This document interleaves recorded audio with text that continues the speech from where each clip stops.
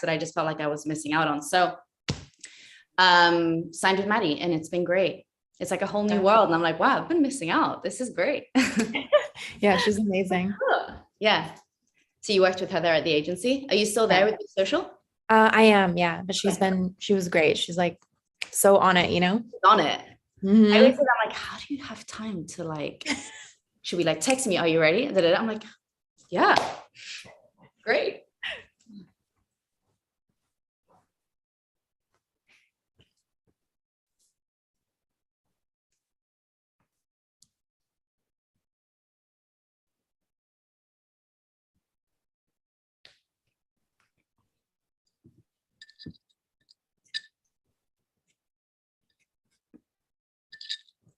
Okay, guys, we're going to start in like a couple minutes, just having more people join since it's 5 o'clock. This is being live streamed, so I'm so happy I was able to figure that out on YouTube too. So you could send the link to whoever that didn't get their ticket now, which is cool. So how do you do that? You're putting everyone in a waiting room? No, we have people already on here watching us talk. You can see like the participants like on the bottom. They're just automatically entering. Got it. Yeah.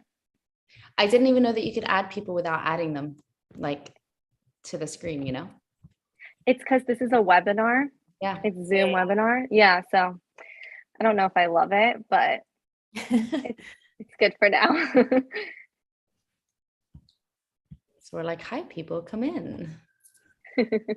Welcome, guys who are joining. Okay, I kind of don't want to waste time because we have so much ground to cover. So I'd love to get started. So welcome, Snack Queens. I am so excited to have you guys here, to have our panelists. Thank you, panelists, so much again for donating your time for this.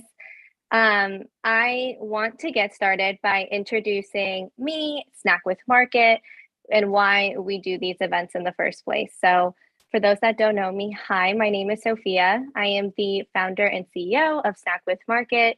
I was diagnosed with an eating disorder in high school.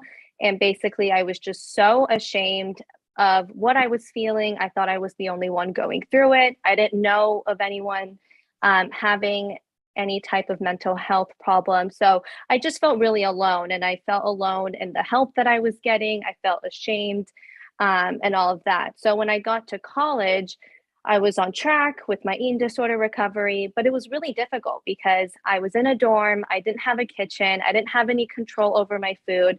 So that's when I looked into the healthy snack type, because I wanted to nourish my body with whole food ingredients, because that was really important to me while trying new foods and stuff like that. So I got really in tune with like different healthy snacks. And then come my senior year of college, I decided to start Snack with just snack boxes. And I launched in September of 2020, so right when COVID hit. And then in January, I launched a snack marketplace where you could purchase healthy whole food ingredient snacks at up to 50% off. And we ship all inside the US. So just trying to make healthy snacking more accessible for all. And why hashtag no filter kind of comes into play is community. So when I was going through, eating disorders and my depression and anxiety and all of that, I actually went to a talk really, really similar to this in high school. And that's when I felt safe. And I felt this feeling of, okay, I see a bright light at the end of the tunnel, because I've seen, the panelists speaking what they've overcome. And that kind of made me really realize that I could also do it too. So I started hashtag no filter with a friend of mine as a class project. We ended up actually doing it in person at MindBody headquarters, and we completely sold out. And then from there, I was like, hey, I want to keep doing this and I want to make it free. So to now, this is our fourth one. And I'm just really excited for you all to be here. This is being recorded as we speak, because I am making it into a podcast episode. So anyone can go back and re-listen to it. And then I do want to say, just like a trigger warning, we will be talking about eating disorder recovery in this and just a bunch of mental health topics in general. So feel free just to hop off this call or press mute if you feel uncomfortable in any way. And then at the very end of this talk, I'll open up the floor to all of you in our audience to ask our panelists any types of questions. So, okay, with that, I would love for our panelists to introduce themselves, tell us a little bit about who you are and what got you here. And yeah, so feel free just to unmute and just talk. Hi, everyone. It's so good to see all of you. Sophia, thank you for doing such an incredible job of gathering us today. Loved your intro and learning about you. I'm a content creator who just moved to LA this year. Before that, I was just a researcher at the University of Illinois studying childhood development and my whole life has been me basically using the internet as a way to journal and heal. I've had every kind of eating disorder ever since I was 10, really was learning about it through social media. Didn't know binge eating was a thing, didn't know that other people struggled like me. And then I started going to therapy about 8 years ago. It changed my life, became a huge part of my platform, talking a lot about toxic, abusive relationships I'd been in and getting sober from smoking weed for 10 years and just learning a lot about myself and the relationship that I needed to work on with myself. And now I get to just talk about it online and be with all of you. So I'm excited. Hi guys, my name is Tasha Franken. Where did I get to? So I was a model for 12 years, obviously had an eating disorder just by always having to take care of my body and always feeling I never looked good enough. It was a long journey. And as I overcame it, I used a lot of fitness and a lot of food and stuff to really heal myself and to feel good, both physically and mentally. So it was a huge thing for me to just learn about food and how it was healing versus bad for you, right? Because when you're in this mental state, you have this fear of food. And when I got to understand how good it was for you and how nourishing it was, it really changed my perception on food in general. And I really got involved in fitness. So I tried every fitness method, trainer. I tried everything because I was always trying to stay in shape. I was always trying to find something that would make me feel good and give me that feel good energy. And that's when I launched TF Studio, which is an online Pilates subscription. It's an app. The difference between, for me, my fitness journey and a lot of other fitness platforms that I tried was that I really wanted something that made me feel good, not you have to work out to look this way, or you have to burn these calories or do this or burn fat. I really wanted to create a safe space. And I always call it feel good movement. I always call it like something that you want to do because you want to, not because you have to. So that's how I started TF Studio. And since then so I launched that about a year ago. And since then I've also been connected with a different group of people, a lot of people in wellness. So it's really nice to meet you guys. Thank you, Sophia, for bringing us together. So thank you for having us. Hi, everyone. I'm Nanette. I'm a clinical nutritionist, and I help women with their hormones, their gut, their eating behavior in general. I have a very anti-diet approach to my work. I work one-on-one with clients, but I also have an online course that's fully focused on nourishment and finding food freedom. My background's a little bit different. I entered this field of nutrition very disordered, like most nutrition professionals, unfortunately. And so that's kind of the extent to which I would kind of blend the two of my journey, but also kind of with this disordered eating background. I always thought, like, I'm cringing thinking about it, but I always thought, like, why can't everyone just eat salads and chicken and call it a day? But there's so much that goes into it. I actually didn't even realize or was even aware of the fact that I was like this, and most nutrition professionals as well, until I was doing my 1,000 hours of supervision for my license. And that's when I really realized, like, how disordered we really are with food. And yeah, I'm really excited to be here. Thank you for organizing this. Hi, everyone. My name is Remy. I am a vegan recipe developer, and I have a couple of certifications like yoga teacher training, holistic nutrition. I just love learning, and it really all came from just being very unwell. So I think maybe similar to everyone here, my interest was kind of sparked by a need more than a want for wellness. And yeah, I have a background with an eating disorder. I think I was diagnosed with OCD at age 7, and then very shortly after, around age 8, with anorexia. And so it all kind of goes hand in hand. I also have a background with alcohol and substance abuse, and it's really all kind of, for me, I kind of group it together. But all of those things I'm very grateful for, because now I am very passionate about wellness, and I feel like for once in my life have true balance. I feel like maybe we've all been on that journey of like extreme wellness at some point as well. And then now we're kind of here. So yeah, I'm really excited, and thank you so much for having me. Thank you guys so much for being so vulnerable and sharing your mental health journeys. Kelly, you've been very open and honest about your binge eating disorder. What made you seek help? Was there a particular time where you truly hit like rock bottom? And what is your best tip to overcome binge eating? Yeah, I think rock bottom can look very different for others, but I feel like with binge eating, it can feel very similar, where every day is like the same day and it's all covered in self-hate, self-loathing. So when I was 10, I developed anorexia. I have Asian parents. No one ever wanted to talk about that stuff. Even when I seemed really unwell, it just felt very shameful and uncomfortable. So I was kind of just forced to weight restore. That wasn't even a term then. And I was just forced to eat normally. But because I never had a healthy relationship with food, I was a binge eater. I was the type of eater that did it for comfort and pleasure, escapism. Like I would really just hide away with food even when I didn't have to. There was no embarrassment around it, but I had a lot of rituals. So fast forward to when I was in college, I was 20 years old and had 3 jobs, was buried in student debt, perfectionism. I also didn't know I had ADHD. I got diagnosed with that at 27 years old. I'm 28 now.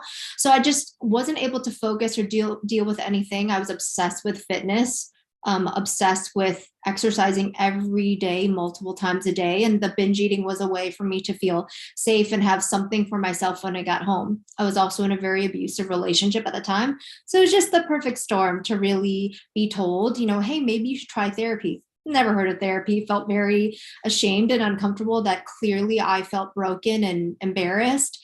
But I started, and I didn't have any money. So at my college, I went to University of Illinois. They had a free counseling center. I could get 3 free sessions, and I started going to an eaters support group. Didn't even know that was a thing. And that was kind of actually strange to hear other people be so open about their stories. And I already had a pretty large following on Instagram just because I used to be obsessed with fitness. I was like a fitness Instagrammer. My Instagram name is Kelly U right now. It used to be Kelly U Fit, if that tells you anything. So therapy changed my life because when I started going, I thought I was there to fix my binge eating problem. That was the only problem in my head and in my mind. And then I realized, hey, all this family stuff, hey, all this relationship stuff, hey, self-worth and what happened when you're, younger, all these things. So the journey to learning about my relationship with my food had almost nothing to do with food. And I think that's the best lesson that I learned. In eating disorder recovery in general, there's a huge fear of weight gain. A lot of people don't feel like they can't trust their bodies with food, and the fear of just gaining weight in recovery when you allow yourself to indulge in foods that you normally wouldn't is so present. Remy, Tasha, Kelly, what advice would you give someone who's in recovery, especially as we're getting closer to summer and there's a lot of bikini body pressure? That's a great question. I think one of the things that helped me the most was finally coming to terms with understanding that the body is more of like a container for what's important being inside. And it sounds so cliche, like it's what's inside that counts, but really when you start to realize that, I think you can focus a little bit more on inner work. But for me, it was really, I just remind myself, okay, the body is just like the shelf or what's really important. And that's what's on the inside. And I need to do this to focus on healing what's inside. And I think a lot of the psychology helped me too, understanding the science behind weight restoration and how your brain is truly functioning differently when you're underweight.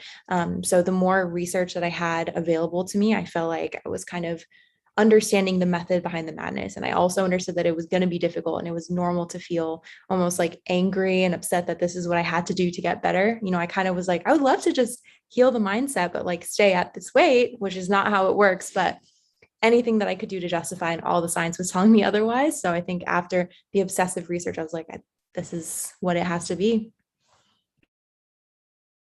I actually, one thing that I always say is once you heal on the inside, the outside follows. And I think one thing that I always reminded myself during times where I would be having a really hard time as I'd be gaining weight would be nothing feels better than feeling good about yourself and keeping to like reminding yourself why you're doing it, why you're trying to recover, and how horrible it feels to have those voices in your head and have that feeling of that negative thought, right? When you're in that state, you're like, oh my God, my pants feel tight. Oh my God.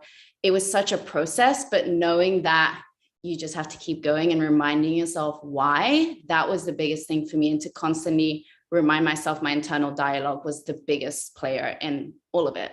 And removing any accounts that were toxic, stop reading about diets, stop following things that would promote fat loss, this, that. It just, the diet culture, I mean, we're constantly bombarded with even now, right? You're constantly bombarded with stuff. So if you're not putting that wall up and that filter, it's just going to keep coming into your life. So I've really removed myself from all of that. And even me in my industry, in the modeling industry, a lot of girls, we were all in the same boat. We all have to look a certain way. And all that stuff was difficult because you're surrounded by other people who, you know, have the same sort of issues. So it's not a good environment to be in. So kind of separating yourself from that. So I stopped living in model apartments and things like that and being surrounded by people who maybe had the same issues going on, because you don't want to feed off each other. So I think putting that filter up against things that could be filtering in, I think that was a big change for me that really helped.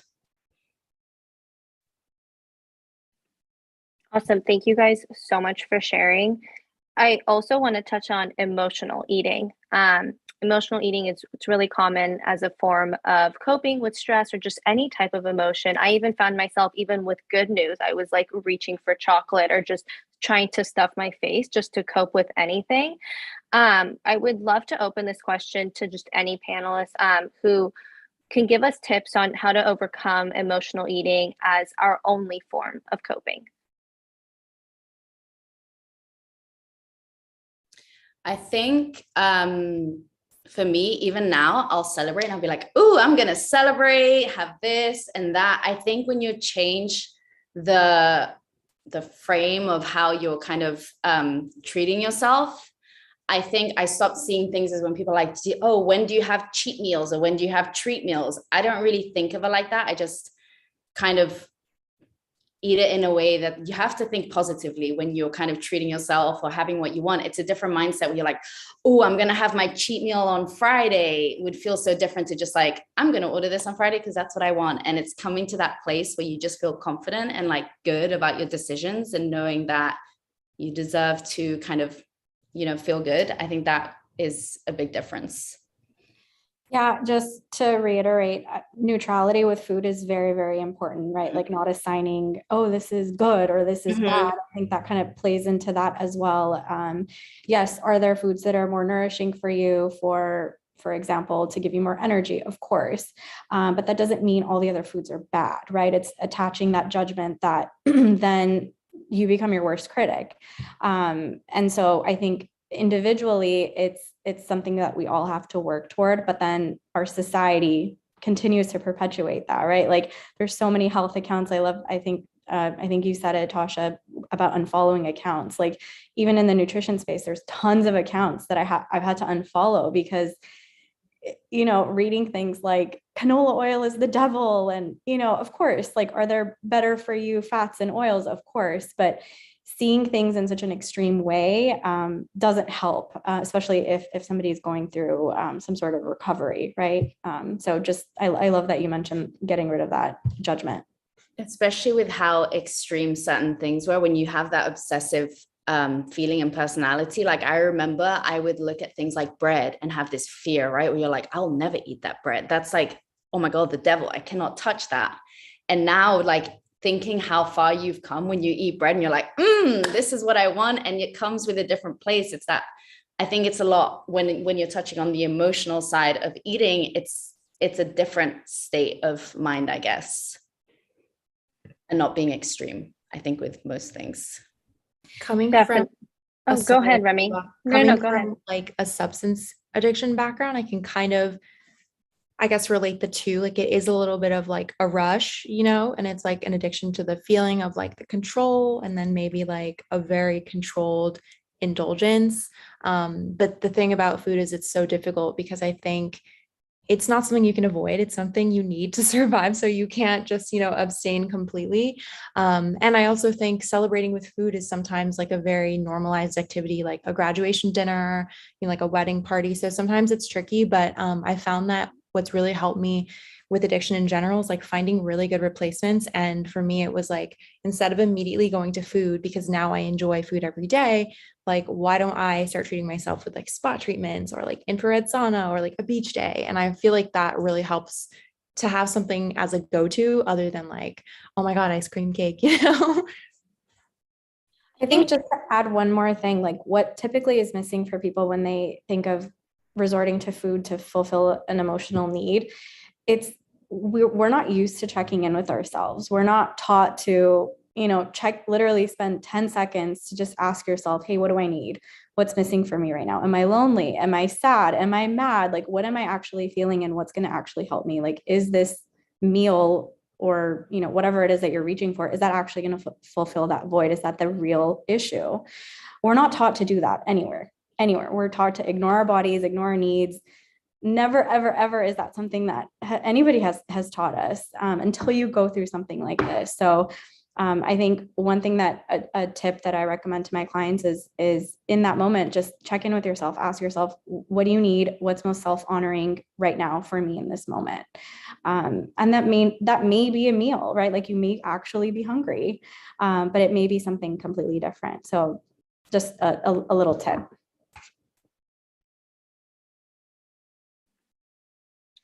Thank you so much for touching on that. It's almost as if wellness culture like goes wrong where we completely overdo it on the health and wellnessy things that we think are bettering our bodies, when in reality it's so counterproductive. Ninette, I feel like you get this question a lot, so I would love for you to answer. How does like overstressing and being too preoccupied with healthy eating impact our body and become counterproductive? Yeah, it's a great question. Somebody else touched on this. Like so much of the story is beyond food. It's like really not about the food a lot of the times, right? And I think we put so much focus and emphasis on controlling what we're eating, where sometimes it can, like you said, be counterproductive. It's the most seemingly easy thing to control, right? And that's why we tend to want to do that. I personally, I'll give you a quick 10-second summary. I personally have been on, why I even entered this space is because I got diagnosed with Hashimoto. So that's kind of what opened my eyes to the power of food and nutrition and really healing imbalances and hormones and all of those things. But I kind of swung to the other extreme, right? I went to all the functional medicine practitioners. I did all the gut healing protocols, hormone balancing protocols, all the supplements, all the testing, like almost became like obsessed with it. And my health did not improve. Like it wasn't until I let go of all of that stuff where I started to notice like, wow, it's so much more than just food. And I think what we need to look at is how we differ than men. Our bodies prioritize safety. So female physiology, we prioritize safety. And what does stress do? It actually tells our bodies that we're not safe, right? So it's kind of counterproductive. So we always have to think about what's least stressful for me right now. Is it, going back with the canola oil example, right? I'm out with my friends, we're celebrating something, I want to share fries with my friends that's probably fried in canola oil. Is it going to be better for me to just have the fries, suck it up, eat some canola oil because I do everything else so perfectly, right? Or is it going to be better for me to sit there and avoid it and feel like, oh my gosh, I'm not partaking in this. I'm not, enjoying my time here, or even like not even eating anything, right? That's more stress on your body. So it's about making that decision, like what's going to take off that stress load on my body. Again, kind of going back to the more self-honoring choice, and making that decision case by case. It's not always the same, right? You're not always going to want to eat fries with your friends, but once in a while, like, of course, why not? If that's what makes sense for you in that moment. So I think always remembering as women, and of course, we're not all women here, I understand that, but just knowing how our bodies function. Our bodies prioritize safety. They want to be safe. And so whatever you can do to help it feel more safe, that's the decision you go with. I think, I don't know if that helps answer the question, but I think I went off on a tangent. Hopefully it helps. You know what's funny? I always struggle to put into words when I explain going from one extreme to feeling balanced. And I never understood when people are like, listen to your body and like find the balance. And I didn't understand, because I was like, I don't know how to listen to my body. I don't know how to do that. And it would always be an extreme thing where a lot of the times I feel you develop these disorders because of control, right? So maybe you're out of control in different aspects of your life. So you feel like you can control your food, or you become so obsessed with wanting to be healthy that you go to the other extreme where you're so healthy that now you're unhealthy because you're putting your body through so much stress. Everything stresses you out. You read every label. It's so much that you're putting your body under more shock and more stress. And I don't know the secret formula to finding that balance, but when you take your time to really listen to your body, what do I feel like? I don't care what everyone else is saying. Do I want this? What makes me feel my best? And finding that balanced lifestyle, I think, is like the key, is just finding that balance that works for you and not for other people. Great. I do want to switch gears and talk about toxic relationships and toxic people that can affect our mental health. Kelly, what advice do you have for people who are in toxic relationships and need to establish boundaries and distance from toxic people? I think a lot of the struggle that I had when I was in one is that I always wanted to fix that other person. Meanwhile, what is keeping me there? I struggled a lot with an eating disorder and depression and codependency myself. And my parents really exhibited an extremely codependent relationship. So a lot of times we are just modeling things that we've experienced, and a lot of unhealthy relationships are even modeled for us in media. Like there's usually one person that's doing more, or one person tolerating things. And I think I love what Remy kind of says, is bringing in that addiction piece. You know, I was very addicted to love and validation and smoking weed and food and exercise and hating myself.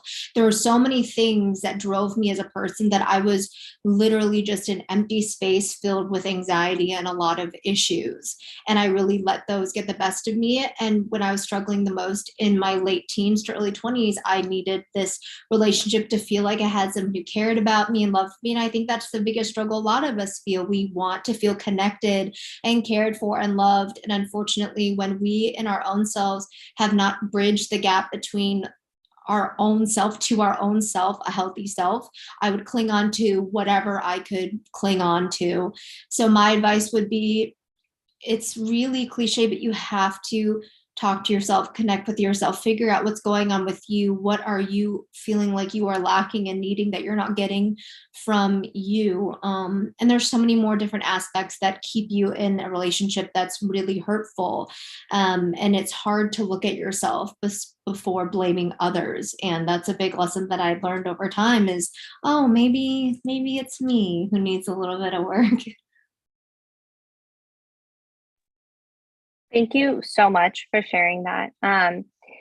Going into sobriety, I was particularly excited about this #NoFilter event because this is the first one that we're actually going to be talking about sobriety. We have Kelly and Remy who have been sober and who are sober. And I feel like eating disorders and substance abuse is very interlinked. In addition to just in general, we have a really young audience. Most of the people watching this panel are in college. So I feel like there's a lot of pressure to socially drink and even just coping with any emotion. People just need a glass of alcohol to cope with it. So would love for Kelly and Remy to talk about what made you both realize that being sober was the answer for you. I think something that was really eye-opening for me personally. So I started drinking and like using drugs when I was in, I believe, 8th grade. And just for context, I lived overseas and I went to international school where it's really easy basically to get your hands on everything. You don't need a fake ID. Nobody has one. You can go to the club and it's $20 open bar. So no matter whether you look 15 or actually of age, like you can get your hands on whatever you want. And it was pretty normal. Like actually there wasn't a lot to do, I think, other than go out. So we would do that. And it was almost so normal to the point where like my parents kind of eventually warmed up to the idea. Like in the beginning I was sneaking out, but then they're like, oh, like everyone here kind of does it. I feel like it's relatively safe. Like go do your thing. And I think you become really good at hiding your problem too, you are aware there's a problem, I think sometimes, but you also become very good at concealing it. Like there is a shame around that. So you don't want people to know that you're struggling. And I was definitely very high functioning. Like I graduated, I went to an Ivy League. It was all good on the surface, but definitely terrible on the inside. And when I got to college is when I realized, I'm connecting with people for the first time. I'm meeting my roommate. We're kind of comparing like high school experiences. And I'm like, yeah, like I just really love like going out, like, sometimes it's this drug, sometimes it's that drug, and she's like looking at me like, what do you mean?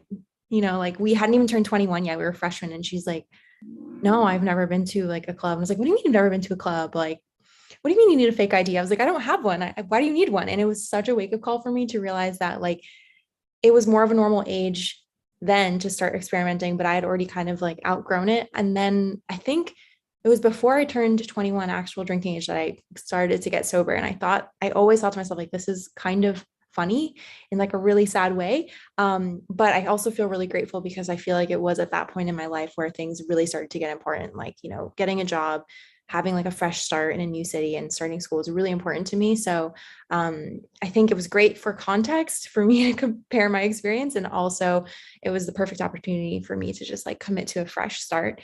And honestly, I think the physical feeling of, not feeling crappy for days after, not feeling like the dependency on something to kind of keep that high going was really refreshing. And it was something that I hadn't experienced in like years. So truly, it's like, I think when you feel the physical difference, it's a huge statement. Like your body feels safe going back to that. And yeah, it's really incredible. Oh, Remy, that's amazing. I'm really proud of you. That's awesome. Wow. Yeah, that's a really crazy story. Love that.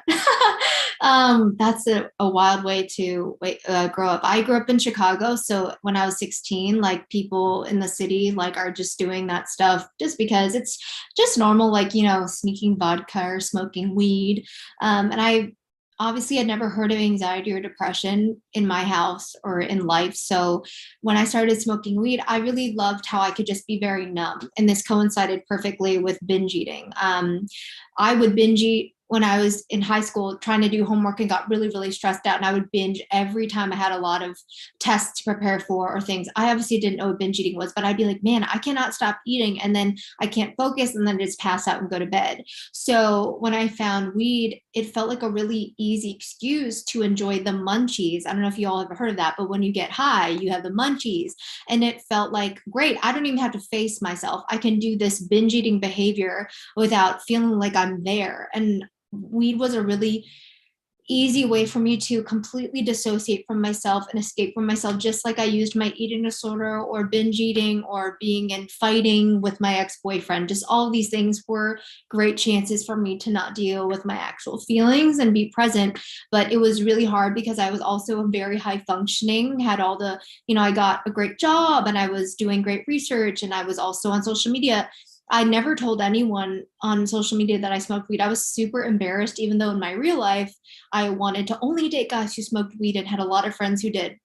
So I was really living this double life. And I felt really embarrassed by the fact that I would need to smoke every single day. And I really only wanted to do it by myself and I had to have snacks. So I was doing that for about 8 years. And in 2020, when the pandemic hit, I just felt so dead inside. Like I was on Zoom with my therapist and I said, I'm going to quit today. And I barely even told her I smoked weed. So it was a really big, vulnerable awakening for me to tell her all these things that I felt embarrassed about. And then I told my audience, and it really blows my mind that so many of us struggle with some kind of dependence on something. And it's so much deeper than the substance. It's so much more. Thank you both for being so vulnerable and sharing. I know that has been really helpful for me as you guys share your sobriety journeys. I am almost a year sober, so just exploring that whole front and going into social occasions without alcohol is definitely new, but I really enjoy it for myself. So I'm owning it. Um, Okay, so switching gears again. Hot girls have tummy problems. I feel like this is like a meme that like every health and wellnessy gal is like a victim of. And it's to me, I mean, I was for sure a victim. I literally thought bloating was normal, like super 6 month pregnant. Bloat is like, okay, like that, that's just like a daily thing for me without questioning that, you know what, that's actually not normal. And there's actually something going on. So, Ninette, I feel like this is your zone here. What are some markers that we can see besides weighing ourselves on a scale to really gauge if we are truly healthy? Yeah, that's a great question. There's so many things you can look at, right? Like, how are you pooping? Like you touched on digestion. That's a great way to tell. And by the way, I talk about poop all the time, like just like it's no big deal. So if this is like making anyone uncomfortable, I'm really sorry if I just like threw that out there. But yeah, like digestion's one thing. Like you said, bloating is not normal. Like here and there, once in a while, okay, fine. But daily bloating, that's something to look at. Hormone imbalances, that's a big, huge one. Your hormones are basically messengers that are trying to communicate to you that something is off balance, right? If you have really long periods, if you have inconsistent cycles, if you have any diagnosed hormonal imbalance like PCOS, endometriosis, PMDD, like any of that stuff, you have to look at healing those imbalances. Other markers, how are you sleeping? How's your energy? Do you feel like your nails are growing? Are they strong? Is your hair, falling out a lot? Like all of these things that are signs that your metabolism needs some support. And when I say metabolism, I don't mean like the thing that burns fat. Like it's not really for that. Your metabolism is really how your body utilizes food and turns it into energy and supports all the functions in your body, which is why all these like signs and symptoms are all over the place.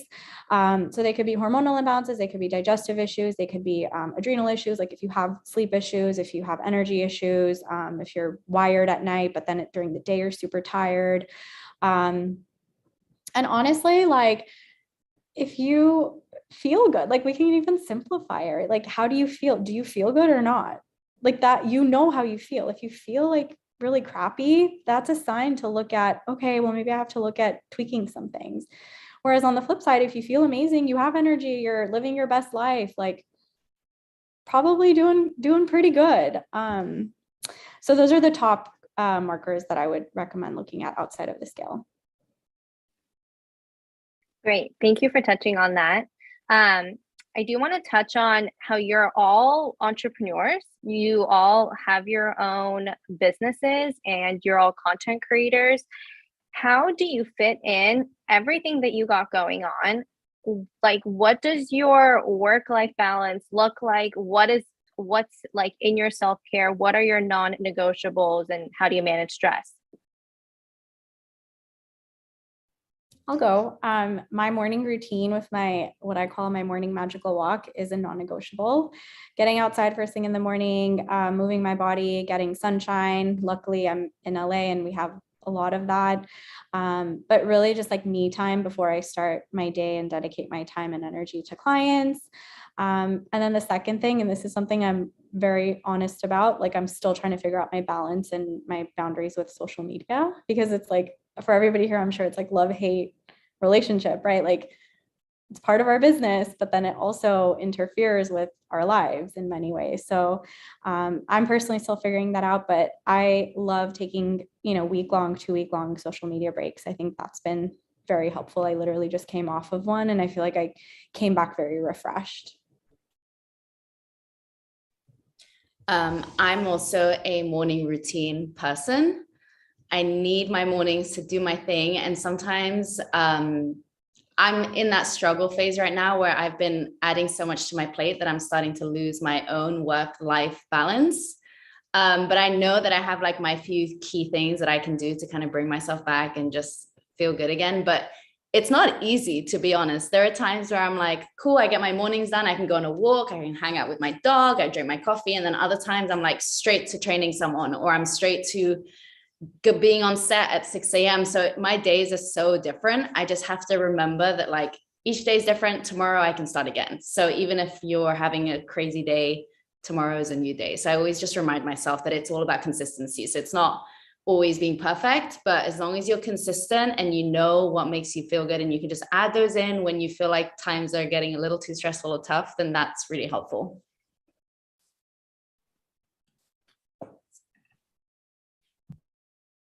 Go ahead, Remy.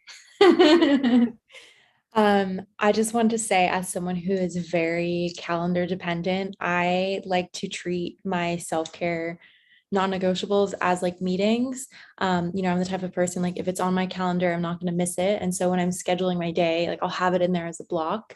And I try to respect it as equally as important as like, X, Y, and Z meeting, and treat it as like, oh no, like I actually have something during that time. And it's not always the same time every morning, but I just try and keep it in there and give it as much weight as I would like a meeting or other obligation. And it helps me a lot of the time, just so that I can look at my day in a more visual way and really see like how I'm spending my time. But I also feel like it's so important because it's like, I feel like that's something that I tell people all the time. It's like, oh, self-care, self-love, it's all so important, taking care of yourself. And then if I don't do it, I feel like I'm not practicing what I preach. So that definitely keeps me on track a little bit more.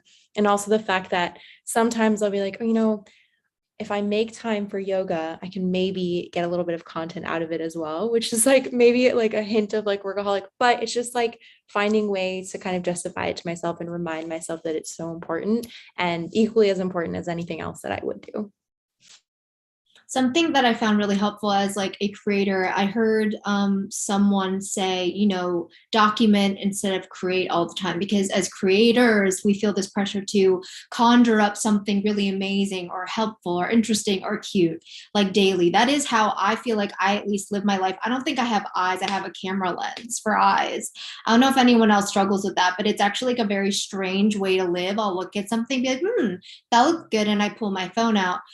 So I think a way that I've tried to integrate that is I love, what I do. I love being a creator, and there is a fine balance when it comes to, okay, the organic content that we create and branded content, which I'm so lucky I have so many opportunities to do that. But when you get to that point, you start to become a bit self-conscious about not having a good balance of both, because what did people come to me for? They came to me for me, or what I gifted them, the things that help, my advice, my voice, my comfort.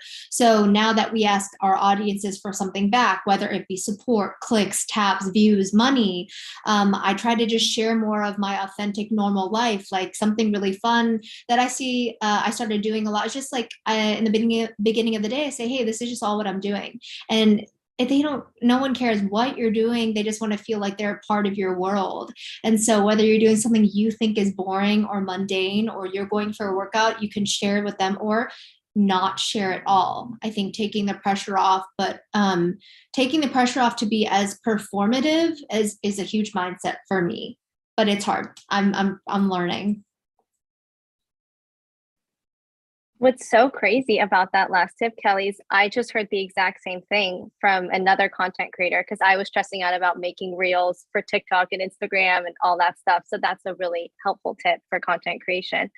I am going to ask just one more question, and then I'll open up the floor to our audience to ask our panelists questions. Feel free just to type your question into the chat box. There's also a little Q&A section at the very bottom of your Zoom screen. You could just enter a question on there too. And everything is anonymous. So, okay, Kelly, you touched on this super briefly, and I really wanted to talk about it because I think it's important for everyone who's looking to find a therapist. So tips on how to find the right therapist for you, and quickly touch on how to get therapy if you don't have health insurance or you just don't want to spend like your whole paycheck on therapy.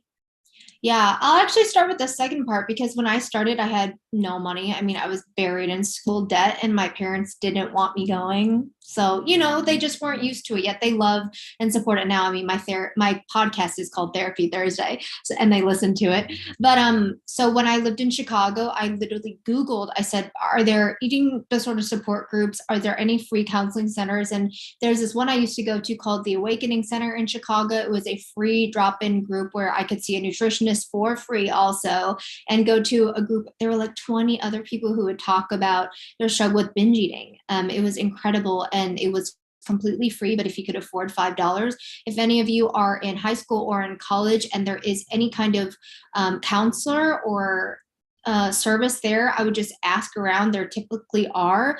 You can get a few free sessions. If any of you do have health insurance, you can check through your insurance. Go either set up an online account with your insurance or call the number on the back of your insurance card. Say, hey, I'm looking for this. Does my insurance cover any of this? Like, what is my deductible? All these different terms you will learn if you're looking into that. So maybe just check in on the resources you might have at your disposal and see what you can do to minimize your costs. Google really was my best friend. And then in terms of finding a therapist that's the best fit, don't be afraid to just lay it all out there. I was like, hey, I have this and this and this and this and this, and I need someone to be able to show up for me. And a therapist will never judge you unless they're a horrible therapist. They really want to know everything. They want to know the nittiest, grittiest things so that they can serve you as best as possible. So there's never, I know it is easy to feel scared to tell them something, but they have heard it all. So don't worry. And I would Those love were to add to that, just on finding the right person, because I actually recently switched therapists and it's kind of hard to do. It's like kind of like a breakup. And I am like a people pleaser. So I was like, God, like, oh my God, like I put it off for like a week, just telling him, like, he's like, hey, checking in. And I'm like, I don't know what to say, but it's really like dating. Like sometimes it also takes time to figure out whether someone's not the right person for you. And I started therapy, I guess I resumed a couple months ago for one issue, but then as I started talking, I realized I actually want to focus more on OCD, and this person's not really suited to do that. Like I found myself kind of explaining some of the things, and I realized, okay, this person's just not proficient in the help that I need. And similarly, I had a different experience when I was working on like the eating disorder stuff. But right now, like I never really talk about that very often. So I think it might change also just based on what phase of your life you're in. But yeah, there can be not a right and a wrong, but there could always be someone who's specifically meant for this period of your life that you're in. And it's all about just trying and figuring it out. If the first one's not a match, which happens for a lot of people, like just keep trying. awesome. Those were all great tips. Thank you, panelists, for answering those questions. We're going to move into our audience questions. I do have one here that says, correlation between gut issues, i.e. IBS, and disordered eating, which comes first? I can probably kick this off. It's hard to say which comes first, because a lot of times when you have gut issues, it then perpetuates some disordered eating, right? Like don't touch FODMAPs, don't touch gluten, don't touch dairy, like, so it can perpetuate. But there is a very big correlation with those who have IBS and SIBO, which is an overgrowth in the small intestine, and those who have been on a diet. So part of the reason is it's like you said, it's a correlation. It's not a causation, but typically, stressing out about food, being really meticulous with what you're eating, kind of putting your body under that stressed out state, that shuts off digestion. With your nervous system, you're either digesting or you're not. You're either digesting or you're stressing. That's the two basic forms of your nervous system. And so over time, when we are really meticulous with what we're eating and not eating, and super hyper focused on eating really clean and healthy, that can over time shut down digestion and then perpetuate and cause things like IBS. And so, like you said, it's a correlation. It's not a direct causation, but it is definitely there. That's something that in my population of clients, which are typically women who have always been on a diet, have gut issues, have hormone issues. I mean, the dieting component is there. So yeah, it's hard to say which came first. I do want to say also Ninette's Instagram is a great resource just in general for hormones and gut issues and all of that. So make sure, shameless plug to Ninette, well, to all of you to go obviously stalk their socials because there's a lot more info on there. Okay, moving on. We have so many questions, so we're just going to go rapid fire. Do you have advice for how to stick with healthy eating and good physical activity for a long time? I always end up sticking to it for a couple weeks and fall out of it. This is open to anyone.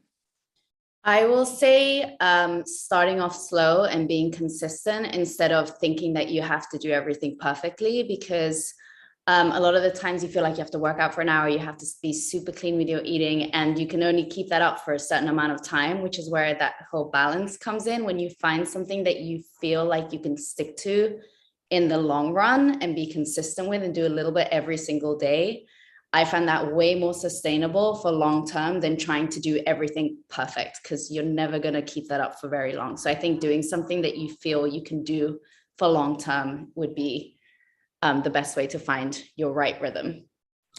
I love what you said, like literally word for word what I was going to say. Perfect. I think a lot of us as women growing up in the generation we grew up in, we put a lot of pressure on ourselves to do everything perfectly. And so there's that component as well of, just having self-compassion for yourself and being okay with like 75, 80% and not 100%. That's a very big thing to overcome in life in general, but that also translates to food. So aiming for perfection, yes, you keep it up for a week, 2 weeks, 10 days, but then you give up because it's not sustainable and it doesn't actually fit your life. So always try to find something that you can adopt and fit into your life versus like having to rehaul your entire life just to eat a certain way. Okay, great. Next question. For those who struggle with addiction and issues with control or more lack thereof, where and how do you start overcoming and achieving sobriety? I don't feel ready to open up, but it's turned into self-sabotage, obsession, guilt, and shame. I'm overwhelmed. I think in my own experience, which is pretty rare, I did quit cold turkey. So in my life, I had lots of things around me that allowed me to use the substances that I wanted to. And I really just put it all in a bag because I do know that I struggle a lot with like balance with it. And it was a very conscious decision over a period of time. And I don't think sobriety needs to be cold turkey. I don't think it needs to be perfectly consistent. Relapse is incredibly normal. Cravings are incredibly normal, and struggling with back and forth only makes sense because if you've been depending and needing and loving and also hating something for so long, it's a part of you. It really felt like a death to me. It felt like my biggest source of comfort had abandoned me, even though I decided to leave it. So I think the fear of being so sad and broken without something is a big prevention to quit something. And I think the belief in ourselves that we will not be able to sustain that pain or the difficulty in it is completely false. And I want you to know that you are completely capable of just even trying it for 1 hour, 1 day, 2 days. And if you ever go back to it, let go of that shame because you're just practicing. So building that resilience is actually a very cool thing. There's no need to go like completely perfect. It's not even realistic. I would definitely agree. And just as far as opening up to someone, because I would say finding one person to open up to can be really helpful just so you have some sort of support system. But I understand also it's so difficult, especially if nobody knows. Like a lot of the times these things we struggle with and we're really good at keeping them to ourselves. But one resource that I found really helpful was actually like AA meetings or community meetings. And there are all kinds, whether it's like alcohol, substances, or, other addictions. It gets really specific and they can be really helpful for you, even if you just go once or twice to realize that the experience is really common and you're not alone in it. And also sometimes you'll hear about someone's progress and you'll see like the up and down of it, but ultimately kind of get a forecast for like what that could look like for you on your path to recovery. And it's really just comforting. So that's definitely something I would recommend. And usually it's free. So really great opportunity to use that resource. Awesome. Okay. Another question. Biggest tip for body acceptance. I recently gained weight, healthy weight, as part of my eating disorder recovery and can't seem to accept my body in this new state. You have to take the pressure off to be happy with it because we're not used to it, right? Like it's really too much stress that we put on ourselves to instantly be happy and comfortable. If we've always been trying to go one way and now we have forced ourselves to even in a healthy, positive way to go another, our brains are going to take a lot of time to catch up, and our emotional brains are going to take even longer.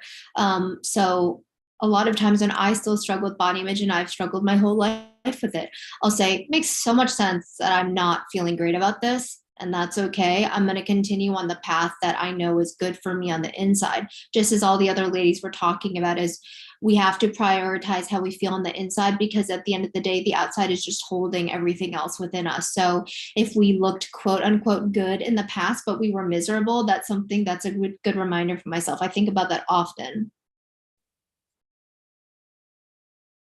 Kelly, you said it really well. I think it's a lot of time, right? You expect to just gain weight and feel good, but when you've been trying for so long to do the opposite, the moment you feel that weight gain, it's hard to accept it and adjust to it. And it took me a really long time to get to a point where I was like, I actually really love my body. And wow, what a feeling that is to actually be happy with the way you look. And then when you start working towards that feeling and you feel it, you're like, oh my God, I'll never go back. Nothing feels better than feeling good and like happy with yourself. So again, it's that gentle reminder that like, it takes time, but you will get there. Like you will, it just takes time. Great. I think we have time for one more question. Sadly, the time has just flown by. And I feel like this is the most on-brand question, at least for me. Go-to snacks when on the go. Also, favorite snacks for between meals. You guys already know my answer. Go to snackwithmarket.com and you get to have all of your whole food snacks just right there. But I'll open it up to all of you guys. I will say I used to be snack queen, and I was like obsessed with all the healthy snacks. And I think I've like completely simplified. And now I'm like, I'll have fruits, I'll have nuts. I love making like homemade healthy cookies if I want something sweet, but I try and keep it pretty simple. So less processed bars and stuff, and more like whatever the bars would have them in them, like dates and nuts. I would just kind of like eat that separately instead. And that's been my like go-to snacks. I'm a huge fan of grass-fed beef jerky, and also Siggy's yogurt with some fruit. I used to be super like anti-dairy, but good quality dairy, good quality yogurt has been something that I have found to be a great way to get an extra protein, which most women and most people are falling short with. So I always try to recommend, a protein of some sort with your snack. So those are my favorites. I'm a potato chips girl, and I am a protein bar girl. But my favorite protein bars are Go Macro bars, which are great. They're vegan and nothing in them is processed. Like I really focus on just having really yummy, nourishing whole foods meals. And I love snacks. Like, I mean, my whole life is being a binge eater, eating bags of chips. So for me, like every day I love to have like some chips or some white chocolate or dark chocolate in my bars. So that's kind of, I think, what helps me feeling really fulfilled. And like, I love snacks. So I just have them. I really love protein bars too. I think that also sometimes like it alleviates some of like the thinking about the food that I eat as a vegan, like especially when I travel, I tend to eat like more protein bars as like an on the go snack because, it's like you're eating out every single meal and you're like, I'm just going for the avocado toast and like literally straight up toast. I also love toast as a snack. Toast is great. But I really love mochi. Anything that has like that texture, I'm a really big fan of. I think also because truthfully, like I stayed away from it for so long that now I'm like, oh, I'm all about it. Like I'll eat it all the time. And recently I've been obsessed with these corn crackers. I'm staring at them right now. They're called Craze crackers. They're just like so crunchy. So I'm a texture person. Yeah. All right, guys. Thank you so much. That's the end to hashtag no filter. But speaking of healthy snacks, we are running a giveaway. Just shameless plug. I just have to. We are running a giveaway. So if you're interested in winning some healthy snacks, it's over $70 in value. Go enter on our Instagram at Snack with Market and make sure you're following our panelists. They're tagged in the chat, and if you follow Snack with Market, you'll see that I've been promoting each of them. So make sure to follow them. They're a wealth of knowledge. I know I've personally chatted with some of them before. They're very, very helpful in DMs too, especially if I didn't answer your question and you want to go reach out to them through DM, feel free. I'm speaking for all of them, but you guys are probably going to say the same thing. And with that, thank you guys so much. And I hope you guys have a great weekend. And thank you, panelists. It's been an honor. Thank you, Sophia, for hosting. Sophia. It was awesome. Thanks for having us. Thank you, guys. So nice meeting you guys. Ladies, I want to take like a photo of all of us. Do you want to smile for me? Ready? 3, 2, 1. Thank you, Sophia. Thank you, everyone. Thank you, guys. Bye. We'll have to hang in LA. 100%. I'm going to DM all of you right now. Need an LA moment. Yes. It was really nice chatting with you guys.